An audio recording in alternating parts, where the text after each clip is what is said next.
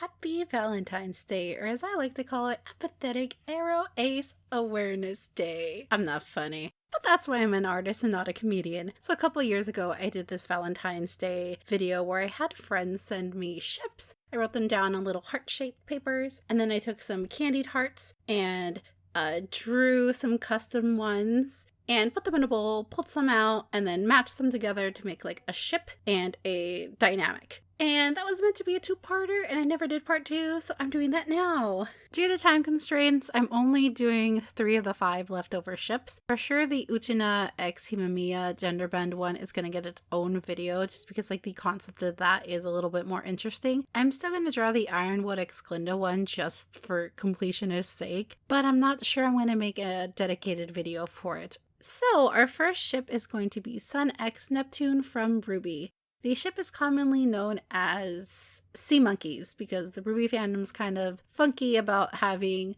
punny, funny, silly ship names. I appreciate that. It's fun. It's so silly, the kind of names that we come up with in this fandom. Personally, sea monkeys isn't like a ship that I ship heavily. I see the appeal of it, and like definitely they would be like a wholesome, just like bromance that's actually romance, but like I always had like the ship of thinking that Scarlet and Neptune would have worked, because Scarlet's like everyone headcanoned him gay when he appeared, and then I headcanoned Neptune as being like closet gay or at least bi. For whatever reason, it just, headcanons are fun. They don't have to make sense. It's just all fun. With this particular ship, Sun and Neptune work because they're best friends. They also look really good together because of just like contrast with the colors, with like Sun being yellow and bright and Neptune being mostly blue.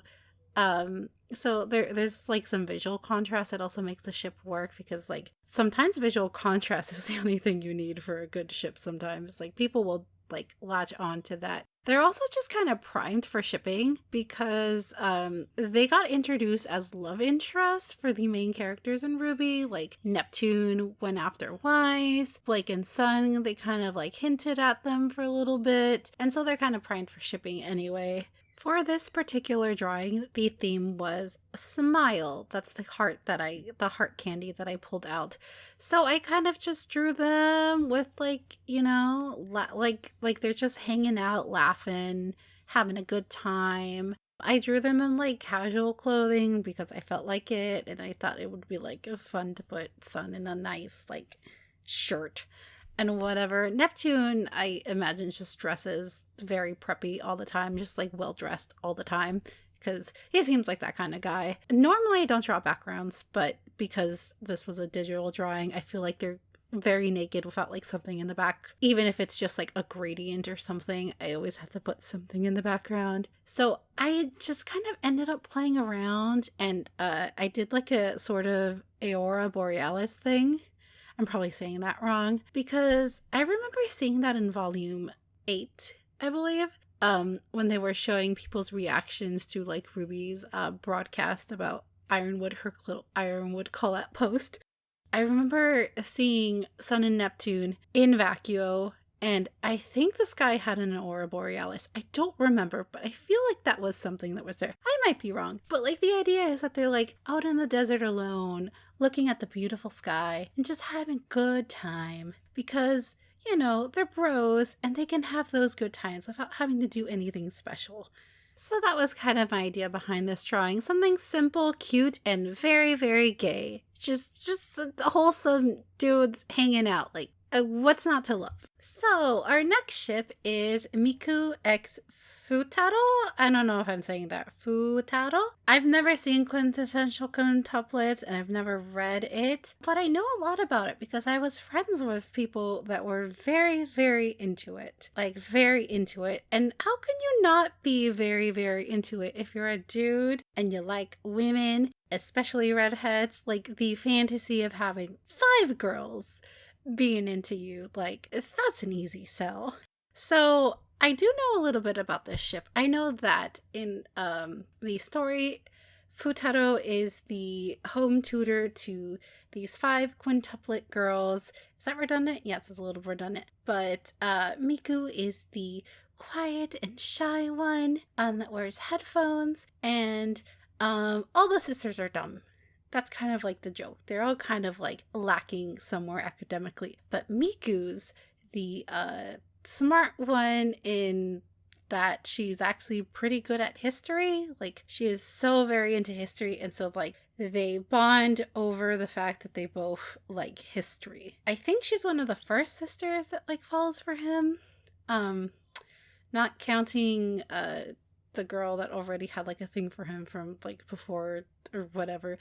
No spoils, I don't know. But she's very shy and quiet, and like as the story goes on, she like opens up more and gets a little bit more daring, and it's like a huge deal that she like confesses to him at some point. It's a wholesome story from what I understand. Quintessential Quintuplet seems like a show that I would very much enjoy reading or watching myself. But I've been so spoiled on it through friends that were like super into it because they like saw themselves in Futaro and stuff like that. That like, I don't know when I would be motivated to actually read it or watch it myself. Because I kind of know everything that happened. I know who won in the end and stuff like that. So like I'm very familiar with like most of the plot points and story beats and all that stuff. So it's like I know where it goes, but I don't know all of the finer details, and the art for it is beautiful, by the way. I would recommend reading it from what I understand. On the surface, it does look like a typical harem anime, but from my understanding, from what other people have told me about it, it's so much deeper. There's the 5 sisters, and they all have different personalities, and they all have their different struggles. It's more about identity and just growing into your own person more than it is about the romance. That's just kind of like the unifying thing, is the romance. And who is he gonna marry? The big mystery. But at its core, it's really a lot about identity and finding your place within your family and outside of it and stuff like that. So I would recommend reading it, even though I've never read it. I've just heard all good things. So our last ship will be Kirishima and Ashido from My Hero Academia, a show and manga that I have read but have not caught up with because pandemic make me depressy. The last chapter I remember reading is the one where Natsu gets taken by a villain, has to be saved by Endeavor, who realizes that he will never be able to like get his family's forgiveness for what he's done. So I am pretty behind on the manga, so if there's been like development for this ship, y'all can spoil me if you want. I don't care. I will read it eventually, but like I still get excited for my ships. I know there is like a Kamijiro like moment in the manga, and I was like, yes, my ship. It wasn't like an explicitly like, oh, we're dating thing,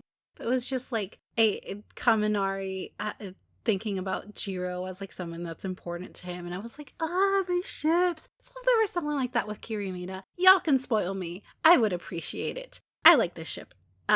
They went to the same school before they went to UA, and Kirishima, who is like, oh, I'm this big manly man, it's just like the fact that like this girl in his class is like his inspiration, and the reason he wants to be like this tough, strong person is because he admires her. Like, that is so sweet. I love it. I like that his hair, he styled his hair to have horns because she has horns, and he wants to like emulate her and be like her. Like, that's so sweet. How can you not like this ship? This is also another one of those ships that just looks really good together because the colors go well together. Pink and red, and they're just so good together, man. Like, it's a perfect ship. Like, I know people ship Kirishima with Bakugo and Mina with I don't think Mina has any other popular ships actually. But like, if you're going for a straight ship in My Hero Academia, this is one that's very good. They are inspired by each other. They're just like really lively and fun and like sociable people. They just vibe together very well. They are a 10 out of 10 ship, and also just perfect for Valentine's Day because they're pink and red and just so adorable. I'm not gonna tell you what I did for the art. I think you can kind of figure out what I was going for with like their snacks. And And that's the end of the video. I hope you enjoyed the art and my horrible sick voice. If you're single and needing someone to mingle with on this fine holiday, there's always next year. Bye-bye!